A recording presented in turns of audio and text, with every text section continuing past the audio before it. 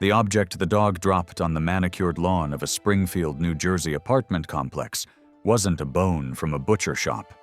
It was a right human forearm and hand, decomposed almost to the bone, with fingernails still painted a chipped, faint pink. It was September 19th, 1972. To understand the sheer impossibility of this moment, you have to understand the geography. The dog had been wandering in the Hudaya quarry, a rugged, forbidden stretch of cliffs and dense woods known to locals as the Devil's Teeth. It was a place where the suburbs ended and the wild began, a jagged scar of rock and shale that parents warned their children to avoid. When the animal returned to its owner that Tuesday afternoon, dropping the grisly trophy in the grass, it broke a silence that had suffocated the town for 6 weeks. The owner stood frozen. The sun was shining on a typical Tuesday afternoon. Traffic was moving on the nearby highway. But on the grass, the biological reality of death sat undeniable. The police were called immediately.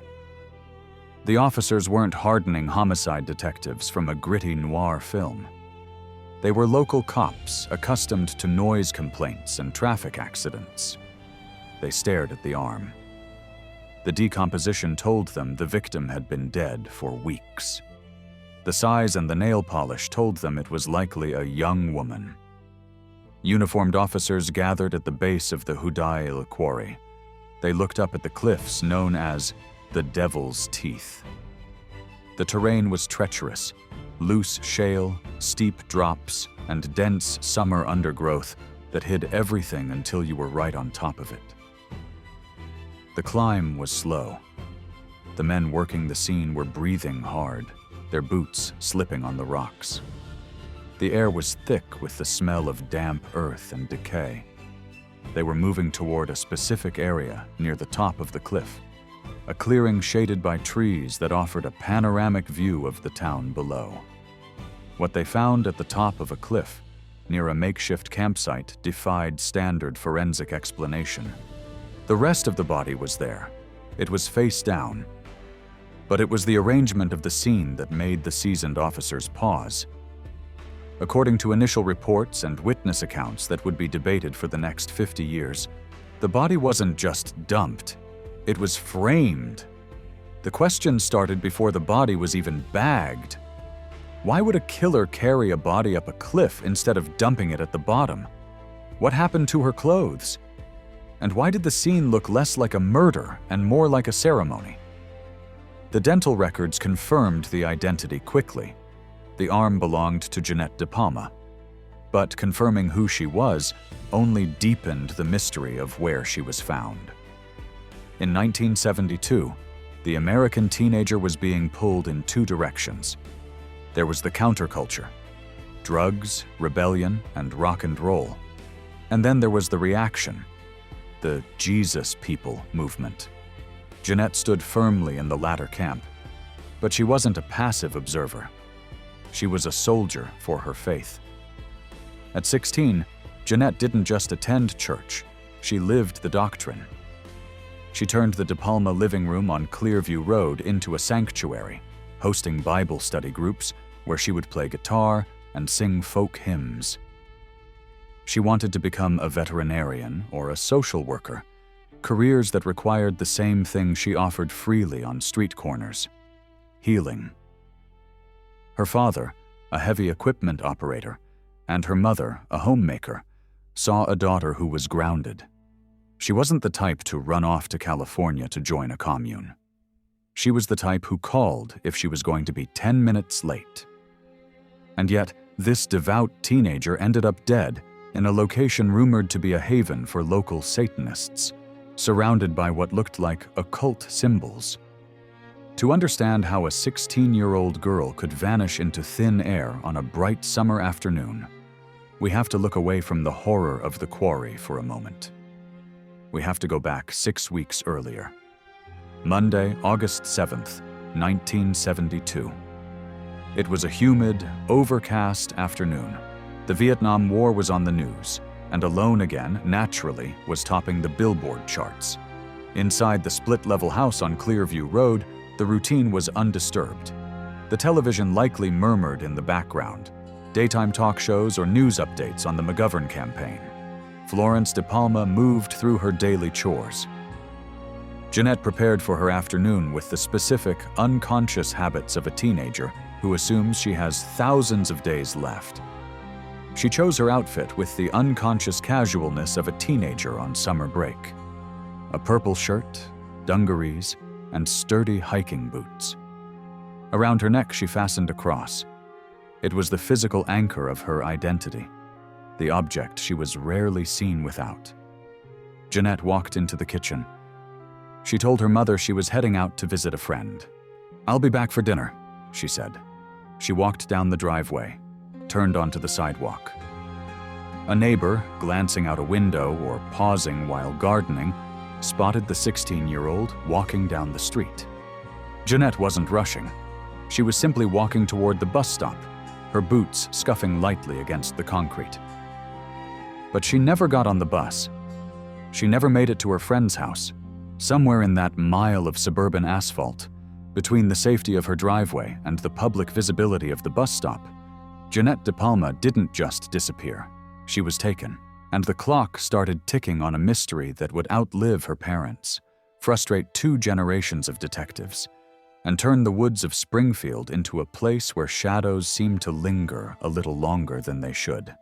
The hours between 2 p.m. and 6 p.m. passed in silence. At 6 p.m., the family sat down for dinner. Jeannette's chair was empty. At 6:30 p.m., the annoyance turned into a low-level frequency of worry. This wasn't like her. Jeannette didn't lose track of time. She didn't ignore the rules. By 7 p.m., the sun was setting. The streetlights flickered on, casting yellow pools on the empty sidewalk where Jeannette had walked 5 hours earlier. Florence picked up the phone. She called the friend Jeannette was supposed to visit. The answer on the other end of the line stopped her heart. "She never came here," the friend said. "I haven't seen her all day." Florence called another friend, then another. The story was the same. No one had seen the purple shirt. No one had heard the guitar. No one had spoken to Jeannette DePalma since she walked out her front door. The DePalma family got in their car. They drove the route she would have taken. They scanned the bus stops. They looked into the faces of teenagers loitering at corner stores, hoping to see the familiar curve of her face. They saw nothing. Florence dialed the Springfield Police Department. The officer who answered likely heard the tremble in her voice, a mother trying to articulate the impossible. "My daughter," she said. "She didn't come home." The 6 weeks that followed August 7th were defined by a grinding, quiet desperation. The Springfield Police Department, operating under the standard protocols of 1972, initially categorized Jeannette DePalma as a runaway. It was a common assumption in an era of counterculture movement. Teenagers left home, they hitchhiked, they found themselves. But to Florence and the DePalma family, this classification was an insult to the girl they knew. 43 days after she walked out the door, details from the scene, where her body was found, what surrounded it, and what was missing, began to circulate almost immediately. The most disturbing detail was the absence of her clothing. Jeannette had left home in jeans and a shirt. The body on the cliff was naked. Her clothes were nowhere to be found, not scattered nearby, not hidden under a rock. They had vanished completely. The initial assessment by the medical examiner, Dr. Bernard Ehrenberg, was complicated by the advanced state of decomposition. The summer heat and the scavengers had done their work. There were no obvious stab wounds, no bullet holes, no crushed skull indicative of a bludgeoning. The cause of death was visibly absent. As the news broke, a wave of horror washed over Springfield. The community reaction was instantaneous and hysterical. The details of the wooden crosses and the altar leaked to the press. The local newspapers ran headlines that would define the case forever. They didn't call it a murder. They called it a witchcraft killing. Rumors exploded. People whispered that the quarry was a meeting place for a satanic coven. They said Jeannette, the Jesus freak, had been targeted for a ritual sacrifice. They said the dog had brought back the arm as a warning. In the chaos of the discovery, the investigation began to fracture. Evidence was collected. Soil samples, the stick crosses, the few personal items found near the body. But the narrative was already spinning out of control. Was this a ritual? Or was it something else entirely? The police were looking at a crime scene that offered too many symbols and not enough facts. And as the sun set on the Hudaile quarry that Tuesday night, the woods seemed to close in around the truth, hiding it in the same dense shadow that had concealed Jeannette DePalma for 6 weeks. The recovery of Jeannette DePalma's body was not a standard crime scene operation. It was an excavation. On the evening of September 19, 1972, the Springfield Police Department faced a logistical nightmare. The cliffs of the Hudaile quarry were steep, the ground loose with shale and slick from the humidity. Officers had to rig ropes and pulleys to bring the remains down from the ledge known as the Devil's Teeth. It was a slow, grueling process. The men working the scene were local officers, accustomed to traffic accidents and domestic disputes, not high-angle recoveries of decomposed remains surrounded by unexplained symbols. As they worked, the scene itself began to degrade. Evidence collection in 1972 was not the hermetically sealed process it is today. Officers trampled through the undergrowth. The stick crosses that some witnesses swore they saw were either collected haphazardly or kicked aside as forest debris. The arrangement of the logs, the coffin shape, was disrupted as they moved the body. By the time Jeannette DePalma was placed in a body bag and lowered to the waiting ambulance, the altar was already becoming a ghost, something that existed in the memories of the men on the cliff, but not in the sterile photos that would make it to the case file. The investigation officially began the next morning at the Union County Medical Examiner's office. Dr. Bernard Ehrenberg, the pathologist on duty, faced an impossible task. The body on his table had been exposed to the elements for 6 weeks. The summer heat, insects, and scavengers had erased the soft tissue that usually tells the story of a murder. He looked for the obvious. No bullet holes shattered the skeletal structure. No knife marks scored the ribs. The hyoid bone, often broken in strangulation cases, was intact, though this didn't rule out a chokehold or ligature that left no mark on the bone. Ehrenberg found something else, though: high levels of lead in what remained of the soft tissue. It was an anomaly, but without a bullet, it was scientifically confusing. Was it environmental? A result of decomposition in a quarry dump site? Or something more sinister? He couldn't say. Dr. Ehrenberg signed the death certificate with a single frustrating word: suspicious. He later clarified to investigators that he suspected strangulation, but he could not prove it. He could not give the police a weapon. He could not give them a cause. This scientific silence created a vacuum. And in a small town like Springfield, vacuums are filled by rumors. The investigation split into 2 distinct tracks, creating a friction that would grind the case to a halt for decades. Track 1. The Union County Prosecutor's Office. Detectives from the county level arrived with a pragmatic, almost cynical view. To them, the occult elements were noise. Kids built forts in the woods. Driftwood piled up naturally. They looked at Jeannette, a teenager who vanished, and saw a probable overdose or a fall. They theorized that she might have been at a party in the quarry, ingested something, died, and her panicked friends had covered her with branches, the logs, not as a ritual, but as a crude burial. Track 2. The Springfield Police and the Community. The local officers couldn't shake what they had seen on the cliff. The lack of clothing was the sticking point. If she had just fallen or overdosed, where were her jeans? Where was her purple shirt? People don't strip naked before an accidental fall.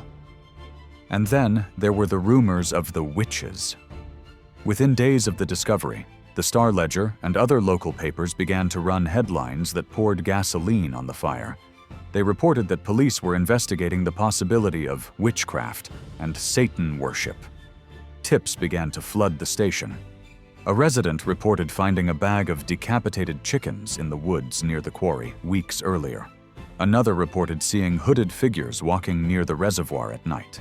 A bizarre letter arrived at the station, allegedly containing a rock from the crime scene and a note that taunted police, claiming the killer was watching. The police were overwhelmed. They were chasing shadows in a town that was suddenly terrified of its own children. But amidst the hysteria, a tangible lead emerged. Investigators focused on a group of local teenagers known as the Witches. They weren't a coven in the cinematic sense, but a group of outcasts, heavy metal fans, drug users, kids who read Anton LaVey's The Satanic Bible and camped out in the quarry. Police brought several of them in for questioning. The interviews were tense. These were kids who hated authority, facing detectives who believed they were capable of ritual murder. Did you know Jeannette? Were you in the quarry on August 7th? What do you know about the crosses? The teenagers were evasive. They were scared. But they were also inconsistent. One would claim they saw Jeannette at the quarry that day. Another would say she never came there. One mentioned a sacrifice as a joke. Another took it seriously. But without a cause of death, the police had no leverage. They couldn't threaten a murder charge when they couldn't even prove a murder happened. And then, the most critical failure of all occurred. Sometime in the weeks following the initial frenzy, the physical evidence, the few soil samples, the stick crosses that were collected, the personal effects, was filed away in the basement of the Springfield Police Department. It was meant to be stored for a future trial. Instead, it was sitting in a flood zone. As October 1972 rolled in, the case was already losing momentum. The prosecutor's office began to lean heavily toward the death by misadventure theory, essentially writing it off as an accident to close the file.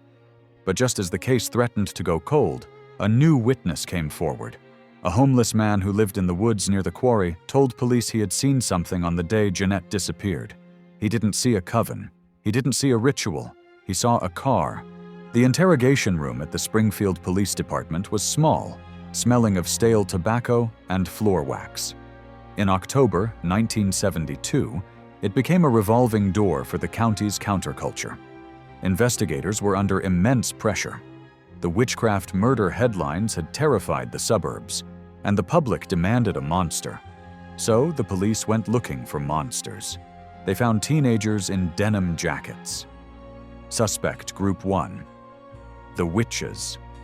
The primary focus of the investigation landed on a loose collective of local youths who frequented the Hudile Quarry. To the church-going residents of Springfield, they were a terrifying coven. In reality, they were mostly high school dropouts, heavy metal fans, and self-styled occultists who read the Satanic Bible for shock value. One of the young men brought in for questioning, let's call him the lead, sat in the metal chair, his long hair falling over his face, hiding his eyes from the detectives. Detective slams a photo of the stick crosses on the table. Tell us about the altar. Suspect, shifting in his seat, picking at a loose thread on his jeans. It's not an altar, it's just wood. We hang out there. Detective, you hang out there? With a dead girl? Did you sacrifice her? Was that the game? Suspect, looking up, genuinely terrified. We didn't touch her. We didn't even know she was there until the news. The interrogation followed a frustrating pattern. The police had rumors, stories of squirrels being sacrificed, of chants heard in the woods. But they had no forensic link. They had no fingerprints on the logs. They had no witnesses who saw these boys with Jeannette. The boys admitted to being in the woods. They admitted to partying. Some even admitted to playing with dark magic aesthetics to scare people. But when pressed on the murder, their stories held a consistent, frustrating logic. They were posers, not killers. They were guilty of trespassing and bad taste, not homicide. As the interviews dragged on, a contradiction emerged. If this group had ritually sacrificed a girl, why were they so bad at hiding it? And if they were brazen enough to leave her on a cliff, why was there no blood? The satanic panic angle was emotionally satisfying for the public, but procedurally it was crumbling. The detectives needed something solid. They turned to the homeless man. Witness 1. The Watcher in the Woods. He lived in a makeshift camp near the quarry, a silent observer of the ecosystem of the cliffs. He was invisible to most of Springfield, but he saw things the suburban commuters missed. He told investigators that on the afternoon of August 7th, around the time Jeannette vanished, he hadn't seen a coven of robed figures. He hadn't heard chanting. He saw a car. He described a vehicle driving up one of the rough service roads that led toward the quarry entrance, a road that wasn't meant for casual traffic. It was a red sedan. This detail shifted the gravity of the entire case. A satanic ritual suggests a group event, a ceremony requiring time and preparation. A red sedan suggests something far more common and terrifying: an abduction, a crime of opportunity. This lead pointed investigators toward a different kind of suspect. Not a long-haired kid with a pentagram necklace, but perhaps someone older, someone with a driver's license, someone who could lure a devout girl into a vehicle. Suspect 2. The local drifter. Police began to look at known sex offenders and transients in the area. The profile shifted from cultist to predator. They looked into a man who lived in a campsite not far from where the body was found. He was known to have a history of aggressive behavior. He knew the woods. When questioned, his demeanor was different from the teenagers. He wasn't scared. He was cold. Detective. Where were you on August 7th? Suspect. Around. Same as always. Detective. Did you see a girl? Purple shirt? Carrying a Bible? Suspect. Shrugs, leaning back, crossing his arms. I see lots of girls. They shouldn't be in the woods. It was a chilling non-denial. But again, the physical evidence failed the detectives. They searched his campsite. They looked for the red car. They found nothing that could link him to Jeannette. And then a third possibility emerged, one that the prosecutor's office had preferred from the start, but which the family vehemently rejected. Suspect 3. The bad crowd connection. Investigators began to dig into Jeannette's mission work. She spent her time trying to convert drug users. Is it possible she had succeeded in getting into a car with someone she thought she could save, only to find herself in a situation she couldn't control? This theory humanized the tragedy in a painful way. It suggested Jeannette wasn't randomly snatched, but that her own compassion had been used as the lure. But as November 1972 approached, the leads were drying up. The police were left with a room full of files, a town full of fear, and a crime scene that had been picked clean by the wind. By December 1972, the investigation into the death of Jeannette DePalma had transformed from a frantic manhunt into a quiet administrative failure. The lead that had seemed most solid, the red sedan seen by the homeless witness, dissolved under scrutiny. Detectives from the Springfield Police Department spent weeks chasing the ghost of that car. They pulled registration records for every red sedan in Union County. They stopped drivers who fit the vague description. They staked out the service roads near the quarry, watching for a vehicle that looked familiar. The red sedan, dead end. The lead seemed promising because it offered a physical, non-supernatural explanation for how Jeannette reached the cliffs. It fit the timeline. It fit the abduction profile. But when investigators pushed, the witness's memory wavered. Was it a sedan or a coupe? Was it definitely red or maybe a dark maroon? The red car became just another phantom in the files. When the yellow police tape finally came down and the case files were packed into cardboard boxes, Springfield was left with a void. The what was established. Jeannette DePalma was dead. But the how and the why became a battlefield. Without a confession or a smoking gun, 3 dominant theories rushed in to fill the silence. Each one explained some of the evidence. None of them explained all of it. The investigation turned to a colder, more modern possibility: the predator of opportunity. This theory is the one favored today by cold case experts who view the occult elements as distractions. It argues that Jeannette was abducted by a sexual predator or serial killer while walking to the bus, murdered elsewhere, and dumped in the quarry. The timeline fits an abduction perfectly. Jeannette was seen walking alone at 2 p.m. and vanished within minutes on a public street. The sighting of the red sedan on the service road offers a mechanical means of transport. The removal of clothing is a hallmark of sexual homicide, often done to remove forensic evidence. The high lead count found in her remains could even suggest poisoning, a method that leaves no broken bones. But this theory crashes against the logistics of the disposal site. The cliff was known as the altar for a reason. It was nearly impossible to reach. Why would a predator, after killing a girl, risk exposure by dragging a dead weight up a steep, treacherous cliff to a specific clearing? Most killers dump bodies downhill, where gravity does the work. Carrying a body up to the devil's teeth implies the location mattered just as much as the murder. If a girl overdoses at a party, her friends might panic. They might cover her with leaves. But they do not strip her naked. They do not steal her boots. They do not vanish with her jeans. Gravity does not unzip a zipper. Animals do not untie shoelaces. The total absence of her clothes proves human agency. Someone took them, and people don't strip a friend they are trying to help. As the 1970s faded, the investigation settled into a stalemate between these three narratives. The detectives were left with a puzzle where the pieces came from different boxes. They had a body in a ritual circle, a suspect in a red car, and a prosecutor who wanted it all to be a mistake. While the police argued over theories, the woods held on to the only truth that mattered. The case didn't just go cold because of a lack of evidence. It went cold because the truth was too strange to fit into a police report. For nearly 30 years, the truth about Jeannette DePalma didn't just sleep, it drowned.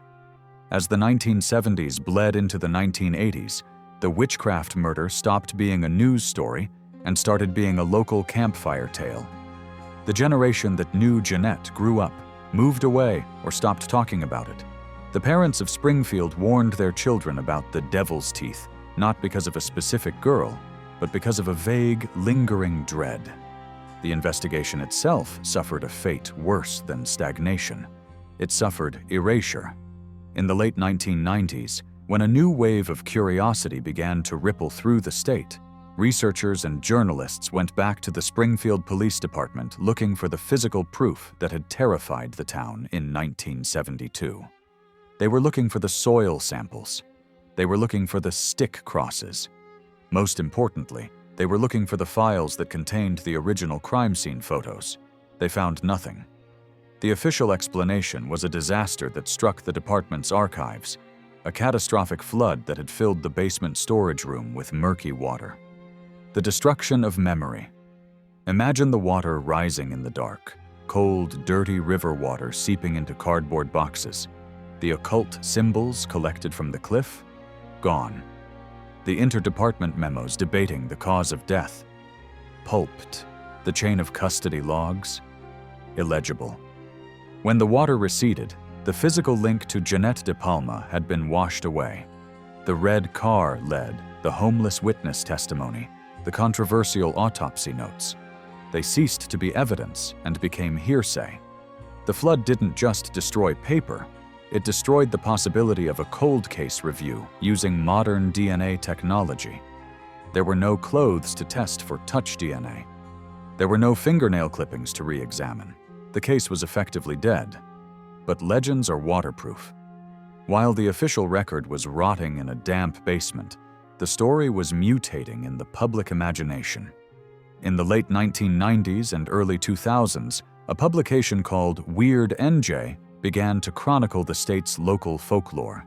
They published letters from readers who remembered the witchcraft murder. The response was an avalanche. Letters poured in from people who lived in Springfield in 1972. They didn't write about police procedure. They wrote about fear. One letter writer claimed to have seen animals sacrificed in the woods. Another claimed their brother had been chased by hooded figures near the quarry. A third claimed to know who did it, whispering names that had never appeared in any police report. This revival was a double-edged sword. On one hand, it brought Jeannette DePalma back from the dead. Suddenly, people were saying her name again. The internet forums lit up with amateur sleuths trying to solve the puzzle. On the other hand, it turned a tragedy into a ghost story.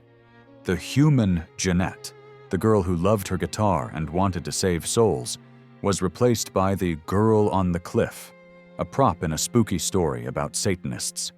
The noise of the legend became deafening. It attracted curious teenagers who would break into the quarry to see where the witch died. It attracted psychics who claimed to feel vibrations in the rocks. But amidst the noise, a few serious voices tried to cut through the mythology. In the mid-2000s, a renewed effort was made to locate any surviving scraps of evidence. A few dedicated individuals, authors, and private citizens pushed the Union County Prosecutor's Office to take another look. The authorities were resistant. They cited the flood. They cited the lack of a homicide ruling. They pointed to Dr. Ehrenberg's suspicious finding and shrugged. Without a murder weapon or a confession, there was nothing to investigate. Yet, the pressure revealed one disturbing fact that the flood couldn't wash away. When researchers finally got their hands on the few surviving documents, they noticed something missing that water couldn't explain. The mysterious letter, the one that allegedly contained the rock and the taunting note from the killer, wasn't just damaged. It was completely absent from the intake logs that predated the flood. It raised a chilling question. Was the evidence destroyed by nature, or had some of it been removed by human hands long before the rain ever started falling? The cold case wasn't just cold, it was empty. And as the 50th anniversary approached, the realization settled in. If this case was ever going to be solved, it wouldn't be through a microscope, it would be through a memory. Someone was still alive who knew the truth, and the flood hadn't washed away their conscience. The most tragic casualty of the Jeannette DePalma case wasn't just the truth, it was Jeannette's humanity. For 50 years, the girl in the purple shirt was stripped of her name and replaced with a headline. She became the Witch of Springfield. She became a cautionary tale told at sleepovers. She became a ghost story in a magazine. But on Clearview Road, inside the split-level house that suddenly felt too big, the loss wasn't a legend. It was a silence. Florence DePalma, Jeannette's mother, had to endure a specific kind of torture. She didn't just have to grieve a murdered child.